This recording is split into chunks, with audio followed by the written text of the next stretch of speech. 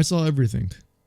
At the time of making this video, I have seen everything that has been put out there as of now, and there is probably a huge chunk of information that is still going to be released later on after this video goes up as well. I figured I'd hop on here and give my thoughts on this particular subject, as not only are there some cool things to talk about, but at the same time, the frustrations that have come along with it. This video will not cover any spoilers for the Pokemon anime, Legends EA, and Generation 10. What is planned to be discussed are the beta material of Pokemon games officially released that we as a fandom already have knowledge about, so that we don't step into spoiler territory. If that sounds good to you, keep watching. If not, then I'll catch you in the next one. If you're posting any spoilers in the Discord or in the comment section of this video, I'm just going to remove them. Very simple. And probably yourself if you're in the server doing that when I've asked not to do it, but that's just a heads up. Thank you to everybody that has been respecting that so far. With the disclaimer out of the way, let's go ahead and dive into what seems to be the biggest breach of Game Freak that we have ever witnessed in the history of the Pokemon series. To set the record straight, it's always cool to see what kind of material companies work with when developing games. The concept art, designs, storylines, anything that contributes to a final product of a game. Dedicated fans often wonder what the process is like to get where we are today, and while it's cool to come across this type of information, the consequences it follows suit with is usually never that good. It starts becoming a concern. A massive concern. To be fully transparent, it's super difficult for me to look at what was revealed and be amazed by it, while also having the knowledge of what happened because of this. For those that are not aware of what happened with Game Freak, essentially a third-party hacker got access to a bunch of material for the Pokemon series and started to slowly distribute it across the internet. So much so, the material the hacker has is actual source code for Legends EA allegedly, though their moral compass directed them to not want to distribute this to the public, and that's where I have a problem with this type of situation. It's not about leaking a source code. It's about the integrity behind stating any form of moral values when you yourself are committing something of this scale to begin with. The hacker is also in possession of employee information, which is very scary. Imagine you're at your job and all the data about you gets leaked through a data leak and are now in the hands of people you can't even trust, because who's to say they won't start selling this type of information to make a quick buck out of it. I might be thinking a little too extreme here, but it's 100% a possibility. How did Game Freak succumb to a random data breach by an anonymous hacker? Who knows? It's like we're looking at another Insomniac situation for those that remember that arc in itself. What sucks is that now all of the people that have been working on future projects all received a huge slap in the face, whether it's the anime or even the games. It's all out there. As of now, not everything in its entirety, but probably sooner than later. Because now when the Pokemon Presents presentation comes around and they start talking about Legends EA or any other form of material, for most people, it's not going to be a surprise anymore, and that ruins the fun of seeing something revealed for the first time. An authentic reaction is oftentimes difficult to have, and sometimes there is nobody to blame but the fans for this. Could you stay off the internet in that case? Absolutely. Can you control information you don't want to see that drops out of nowhere on your algorithm?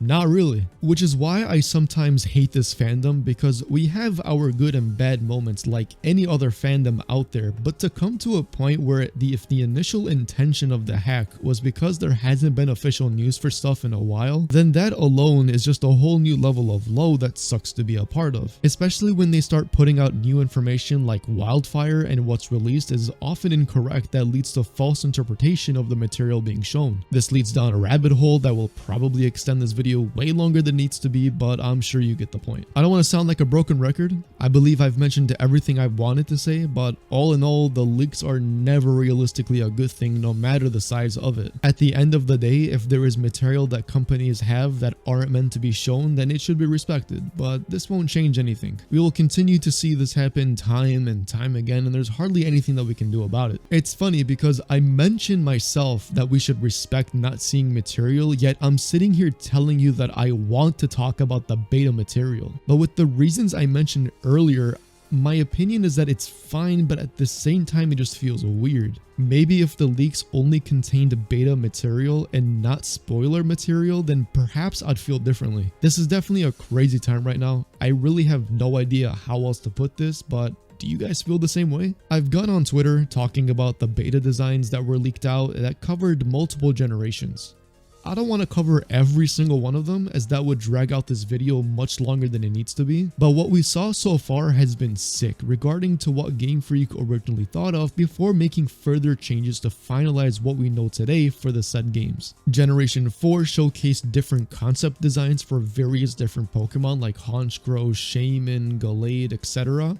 And even my own mascot Darkrai, which could have looked like an absolute abomination of a Pokemon at one point. This Rotom looks like a toilet, and allegedly Lickilicky was supposed to look like whatever this Yu-Gi-Oh monster this represents. We also saw things regarding Team Galactic, a bit more aggressive in terms of personalities just by the looks of them, and other characters in this generation. Omega Ruby and Alpha Sapphire probably has my favorite type of concept art that was showcased. I'm not sure what it is exactly, but just seeing the storyboard, thoughts, and the way it's displayed are one of those scenarios where a picture speaks 1,000 words. Most of that can be said about the rest of them, and especially the encounter with Kyogre and Groudon. Just look how sick this looks. Legends Arceus showcased a lot of concepts that demonstrates what could have been wanted in the game itself, and add and show what the environment interactions look like with people and Pokemon. I think what stands out to me the most so far in these concept artworks are the maps. There's something about them that just doesn't only look appealing, but it makes you generate 100 what ifs in your head. Like, look at this Mesprit that is transparent. Off the top of my head, are we chasing it as it hides around the map, or are we encountering it the first time and it reveals itself? Or is it something entirely different? And don't even get me started with the folklore. A lot of people misinterpreted from what I'm understanding, and the actual translators actually translated the whole Typhlosion situation, so I think a lot of people got the wrong idea.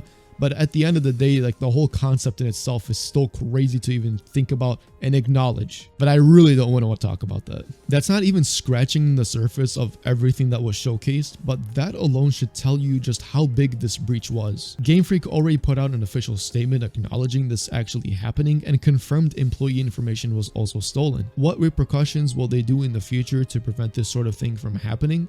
No idea, but I would hope for the safety of everyone affected by this to remain safe at all times, of course. Pokemon Presents in 2025 is certainly going to be an interesting one, I'll tell you that much. But what are your thoughts about the breach? Would you have been okay with just seeing beta designs coming out? Are you a personal fan of seeing leaked content that's planned ahead? In other words, spoiling yourself? Do you look at this type of thing with a grain of salt? I'm really curious to hear how you guys view this down below in the comment section. I'd love to read them. That's all I have for you guys today. If you haven't joined the Discord server, we run Pokemon Battle Revolution online through friendly matches and tournaments that also become documented on the Archives channel. There's also resources for your Pokemon playthroughs and a place to check out a ROM hack I made for you to play called Definitive Platinum. If that sounds cool to you, join up and I'll see you there. Thank you guys for watching. Leave a like if you enjoyed and subscribe not to miss out on these uploads. I really felt like I haven't said that in a video in a while for some whatever reason, but anyways, I digress. Very rare moment anyways for me to have another video up this week, huh? With that being said, I'll catch you guys in the next one. Peace out.